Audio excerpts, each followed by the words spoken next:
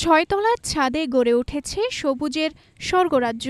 ৭ বছরের তেঁতুল গাছের বনসাই, ১২ বছরের বট বনসাই, আম্রপালি, কাটিমন, ১২ মাসি আম, থাই পেয়ারা, ড্রাগন ফল সহ শতাধিক গাছ শোভা পাচ্ছে এই ছাদ বাগানে। একই গাছে এক ডালে মুকুল, অন্য ডালে ফল, এমন দৃশ্যও বিরল নয়।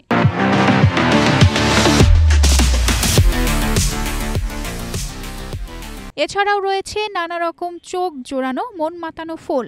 আর এই এক টুকরো স্বর্গ যার স্বপ্ন শ্রমিক ঘামে গড়ে উঠেছে তিনি দিনাজপুর সরকারি কলেজের উদ্ভিদ বিজ্ঞান বিভাগের বিভাগীয় প্রধান অধ্যাপক মোহাম্মদ দেলোয়ার হোসেন। ছয়তলার ছাদটা ছোট্ট একটা ছাদ, কিন্তু এই ছোট্ট ছাদগুলো এখানে আমার প্রায় শখানিকের মতো গাছ রয়েছে। এখানে অরবরই, ১২ মাসি আম, কাটিমন, আপেল, পেয়ারা, লেবু, আমরা সহ অনেক ধরনের গাছ আমি রোপণ করেছি এবং এগুলি ভালোই ফল দিচ্ছে। যা আমাকে যেমন একদিকে আনন্দ দেয়, আমার এখানে সময় কাটে, ছাদটা আমার ঠান্ডা থাকে এবং আমার ছোট ছোট দুটো বাচ্চা আছে, তারা এই গাছের পুষ্পায়ন, ফল ধরা, ফলের বড় হওয়া এবং গাছে পানি দেওয়ার ক্ষেত্রে তারা আনন্দ সহকারে এই গাছগুলি করে থাকে। সিজনাল ফুলগুলি বেশি হয়, শীতকালে গাঁদা ফুল হয়, আর ১২ মাসি এখানে আমার গোলাপ আছে, তারপরে নয়নতারা আছে, এই যে লিলি ফুল আছে, এরকম কিছু ফুল আছে। শখের ছাদ বাগান এখন আকর্ষণীয় স্থানে পরিণত হয়েছে। প্রকৃতিপ্রেমীরা আসেন দেখতে, কেউ ক্যামেরাবন্দি করেন মনোমুগ্ধকর দৃশ্য। আসলে আমিও ইতিপূর্বে ছাদে কখনো উঠিনি, না ওঠার পরেও মোটামুটি আজকে সুযোগ পাওয়ার কারণে উঠলাম। উঠে দেখলাম আসলে ভাই যেভাবে গাছ লাগাইছে আর যত সুন্দর পরিচর্যা করছে, অতুলনীয় আর কি, গলায় ভাষা প্রকাশ করা যাবে না। খুব সুন্দর, আমারও খুব ভালো লাগছে। তো আল্লাহ যদি ইনশাল্লাহ তৌফিক দান করে, আল্লাহ যদি হায়াত দান করে, ইনশাল্লাহ আমিও চেষ্টা করব এরকম ছোট পরিসরে একটা বাগান করার জন্য। শহরের কংক্রিটের ভিড়ে সবুজ প্রকৃতির এ ছোঁয়া যেন অন্যরকম প্রশান্তি এনে দেয়।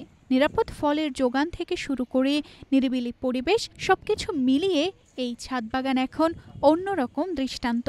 বিভিন্ন সিজনে ২-৪টা ফলের গাছ ছাদে রোপণ করে বিভিন্ন সিজনাল যে ফ্রুট সেটা উৎপাদন করা সম্ভব, যেটা আমাদের অর্থনৈতিক ক্ষেত্রে খুব বড় ভূমিকা না রাখলেও ছোটোখাটো বেশ ভূমিকা রাখতে পারে। এবং সিজনাল যে পুষ্টির চাহিদা বাচ্চা কাচ্চাদের, আমাদের দেশে তো আসলে ফলমূল আমরা বাচ্চা কাচ্চাদের দিতে পারি না, ফলে আমরা দেখি যেতে পারি এবং আমাদের পুষ্টির ক্ষেত্রে একটা বড় ভূমিকা রাখতে পারে। যা আমার ছাদে যেহেতু হচ্ছে, তাহলে বাজার থেকে আমাকে নিয়মিত আর কিনতে হচ্ছে না, বা ব্যাপকভাবে আমাকে আর বাজারটা ওই ক্ষেত্রে এই ছাদটা আমাকে একটা বড় সাপোর্ট দিচ্ছে, ফলে অর্থনীতিতেও এটি একটি বড় অবদান রাখতে পারে।